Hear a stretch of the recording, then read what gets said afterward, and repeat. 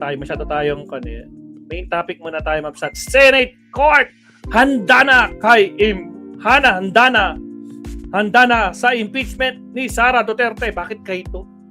Palitan natin na mamaya. Okay, wag na natin patagalin. Puntahan na natin si Senate President. Senate President, pasok. Ikaw na bahala. Lights, camera, action. Zoom na po natin. Magandang umaga po sa inyo, Mr. Senate President. Good morning! Alvin, magandang umaga sa iyo. Po, pa-tilt down nga po ng konti yung Zoom mo, Shout out, Yuki, Mr. SP. Maki, Mukhang Arnold nalulunod po kayo. dyan. Bawasan yung headroom, sir. Elbat, Tabon. Gaano na po kahanda ang Senado Deborah sa G, paparating na Brenda impeachment trial sa Barton. Lunes, Mr. SP? Yung Handa na tayo, Alvin, at patuloy At sa lahat, pa rin shout out sa naghahanda inyo. dahil maraming mga bagay na nagbabago na dapat rin natin paghandaan.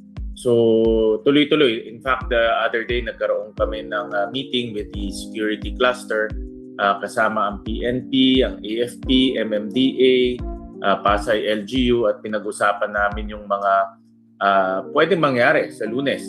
At marami rin naman nag-signify na gusto nilang magpahiwatig ng kanilang mga boses at saloobin. So, yan din po ay pinaghahandaan rin natin. Ano po ang gusto ninyong tiyakin sa sambayan ng Pilipino sa Lunes, Mr. SP? I'm pretty sure po maraming tututok dahil unang araw po ng impeachment trial. Ang gusto natin pahiwatig ay unang-una, ang ating sistema ay gumagana. Ang sistema ng pananagutan or accountability ay gumagana. Importante ito, Alvin, dahil kasama ito sa ating sistema at proseso. At importante rin na maayos yung pamamalakad nitong prosesong ito. At importante rin na yung mga taong gustong pahiwatig yung kanilang mga saloobin ay mabigyan rin ng pagkakataon pero nasa maayos na pamamaraan. Opo, napagdesisyonan na po ba kung kayo po ang magpipreside sa impeachment trial or hahalal po kayo ng isa pang senador sa mayorya na magpipreside? Alvin, under our rules, ang Senate President ang magpe-preside. So, kayo po ang magpipreside sa impeachment trial? Ako ang magpe-preside. So, mali po yung mga ulat na si Senator Cheese Escudero ang magiging presiding officer ng impeachment trial? Well, under our rules, Senate President po ang magpe-preside. Tapos, parang may dot pa sa Mr. SP. So, yun na yun. Yun na yung soundbite pa na siyang magpipreside. Tama ba, Yun sir? ang nasa rules eh. Opo. Hindi pero may binago kayo sa rules, hindi ho ba, Senator Sherwin, na parang pwede, kung gusto ninyo na mag-elect among yourselves to choose a presiding officer? Correct. Kung gusto ng majority at yun ang gusto ng majority, then mag-elect o magde-designate ng iba. Opo. At sa ngayon, as we speak, wala pa pong desisyon tungkol dyan. Sa ngayon, kayo po ang magiging presiding officer. Tama.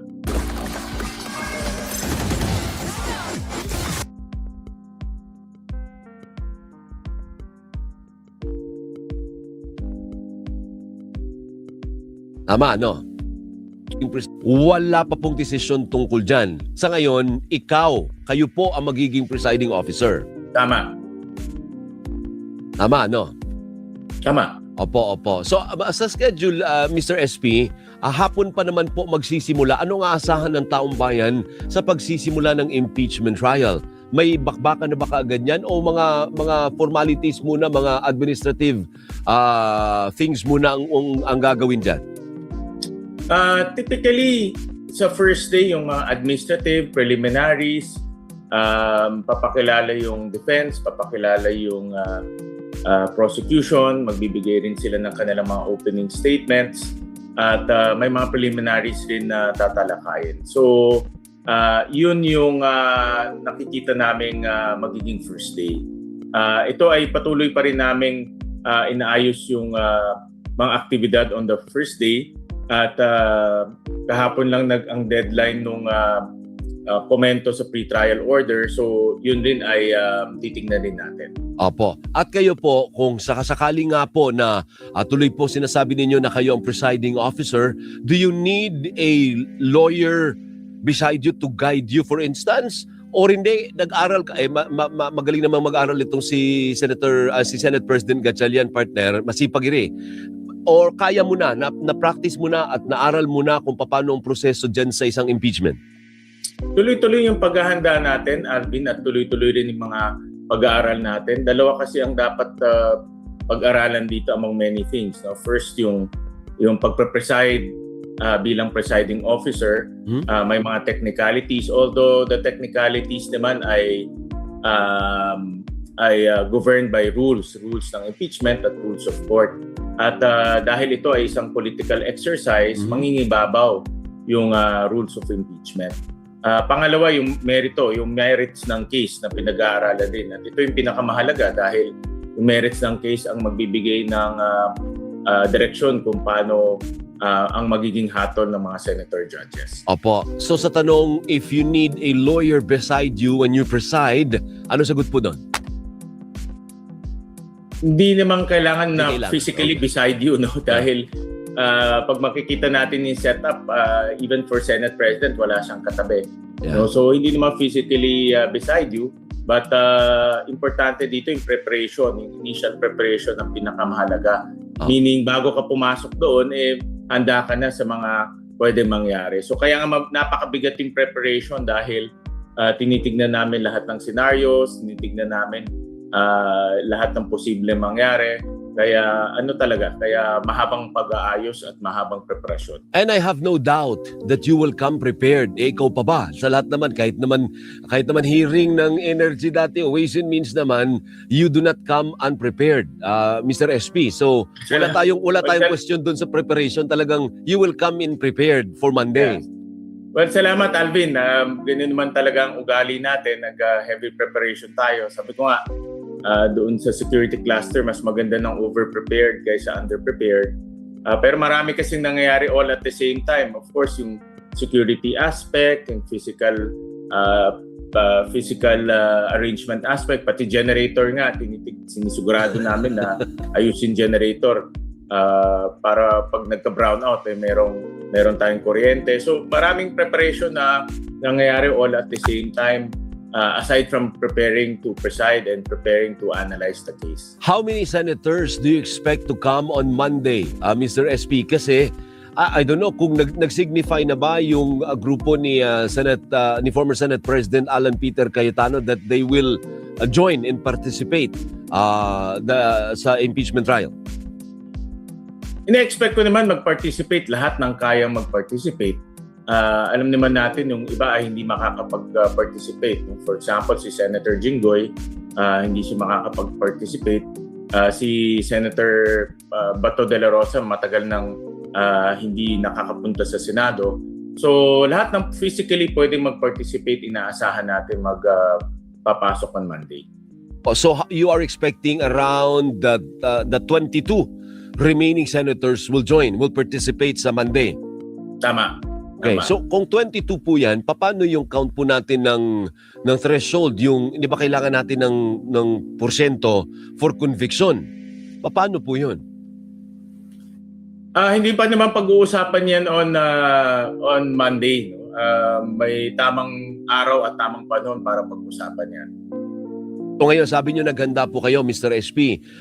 Batay sa inyong paghahanda, kailangan bang isa lang sa arraignment? May ganyan bang sistema sa impeachment na parang tatanungin siya, guilty ka ba o hindi ka guilty? May ganon, hindi ba sa ordinary trial? Ano po? Sa impeachment ba may ganyan, Mr. SP? Under our rules, walang ganyan. Wala talaga siyang yung tinatawag na actual arraignment, pero merong arraignment-like na procedure under our rules. Paano yun? Para na rin siyang arraignment, iniimbitahan yung respondent para pumunta doon o yung kanyang representative at doon doon mababasa yung kaso. No? At yung proseso na yun, hindi siya exactly arraignment, pero dahil inimbitahan yung respondent, para tawag nga namin arraignment-like process. So as the presiding officer, are you going to compel or request lang ba the Vice President to come in person, in the flesh, sa Senado sa Lunes? Meron na kaming papadalang sulat para imbitahan ang Vice President na pumunta sa ating first day of impeachment. Mhm. At ipapadala yan today, no? Kasi under our rules, 3 days dapat ipadala siya. At pero inaalaw rin doon sa rules na ang kanyang representative or ang kanyang counsel ay pwedeng maging representative niya.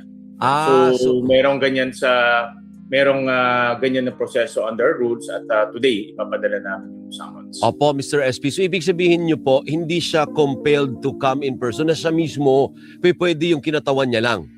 Correct. Under our rules, pinapayagan yan. Opo.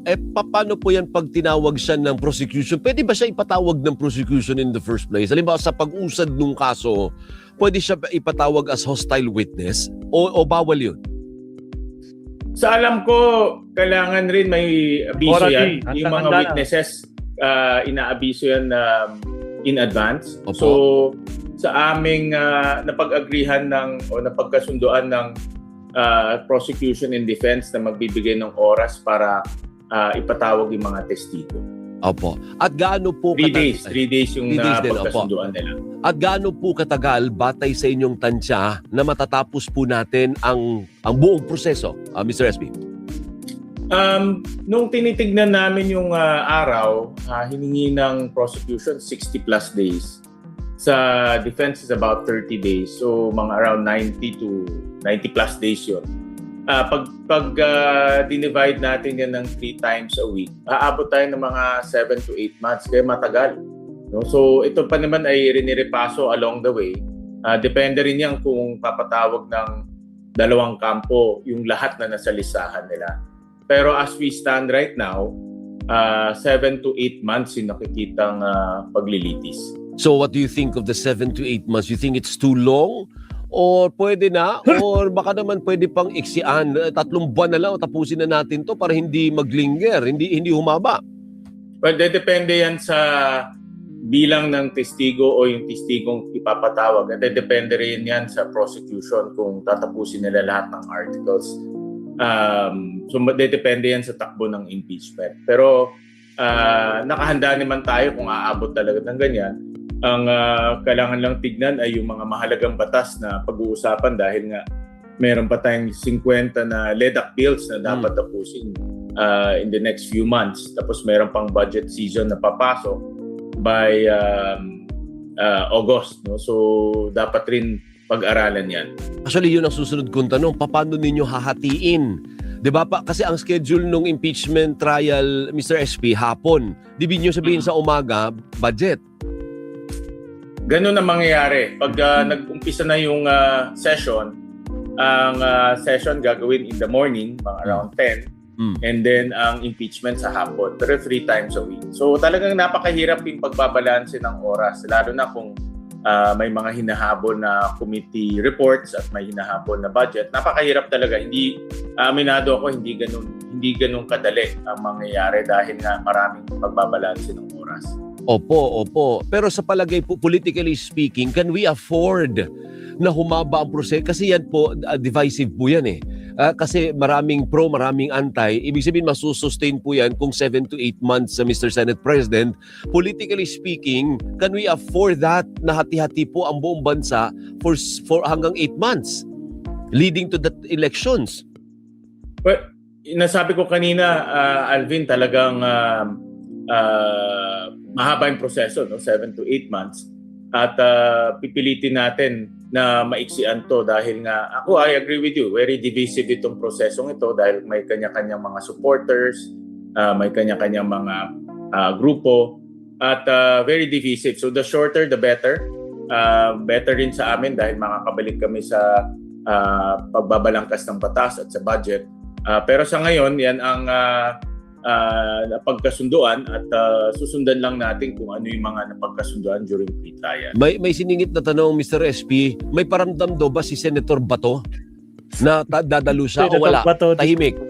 Diyos ko po. Sa akin wala, Alvin. I don't know kung meron sa iba, no? But sa akin wala. Kasi huhulihin siya eh. Pag oras na mag-appear siya. Pag nag-appear ba si Senator Bato dyan, gagawin mo rin ba ang ginawa ni dating Senate President Alan Peter Cayetano na, ano tawag doon, protective custody si Senator Bato? Well, meron siyang outstanding na warrant, no? So nagpahiwatig na ang mga enforcement agencies na aarestuhin siya. Opo. So ang Hindi niya importante protektahan si Bato, siyempre. ay warrant respetuhin ang batas at proseso natin. Ibig sabihin, hindi niyo po siya kakanlungin kagaya ng ginawa ng dating liderato. May outstanding warrant, Alvin. Iyo! So kailangan respetuhin yung proseso natin. Hindi talaga. Okay, sige. And finally, ano po ang gusto ninyong sabihin sa sambayan ng Pilipino? All eyes will be in the impeachment trial starting Monday as Senate President and as the presiding officer, sabi ninyo, ng impeachment trial. Ano ang gusto ninyong ibahagi at dapat maintindihan ng sambayan ng Pilipino, Mr. SP? Ending na nga lang. May harang pa. Gusto ko rin. Itong proseso na ito ay parte ito ng ating sistema at importante na matuloy ang proseso dahil ito ay parte ng tinatawag nating accountability o pananagutan. At kaya tayo ay naghahanda ng maigi para masigurado natin na maayos, smooth at klaro sa ating mga kababayan yung proseso at malaman din nila ang katotohanan. Mataas ang hiling ng ating mga kababayan na malaman ang katotohanan at ito yung parte ng parte na para malaman natin ang katotohanan at magkaroon tayo ng desisyon sa mga susunod na panahon. Opo, at syempre huwag din po natin kalimutan ang mga flood control projects kasi yun po ang pinag-aalboroto ng ibang tao naman na inuunahin nyo pa yung impeachment kaysa sa bilyon-bilyong pisong flood control scam.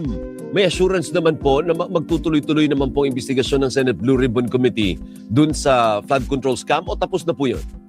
Alvin, lahat ng bagay na tinatalakay ng Senado ay importante. Hindi natin pwede bigyan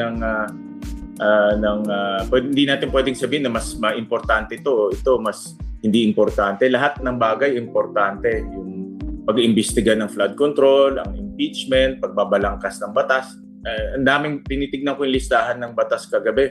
Napakahalaga yung 50 na batas. Of course, yung budget mahalaga rin, no? So kaya nga napaka-komplikado yung pagbabalansin ng oras sa mga susunod na panahon. Pero gagawin ng Senado yan. Parte yan ng aming trabaho. Po, maraming salamat po at good luck po sa inyo, Mr. Senate President. Kailangan nyo na sa katerbang vitamins at workout araw-araw. Ano po? Maraming salamat, Alvin. Thank Buhay you. ka.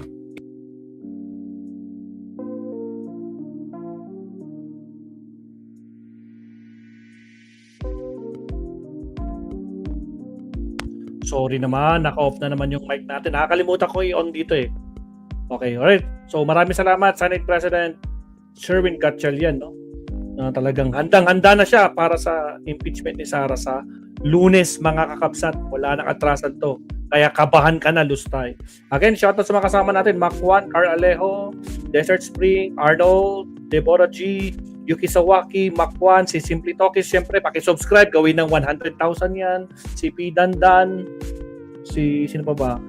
Si Maritel T, Ryan Conese, si Nathan, si Arton Zala, sino pa ba?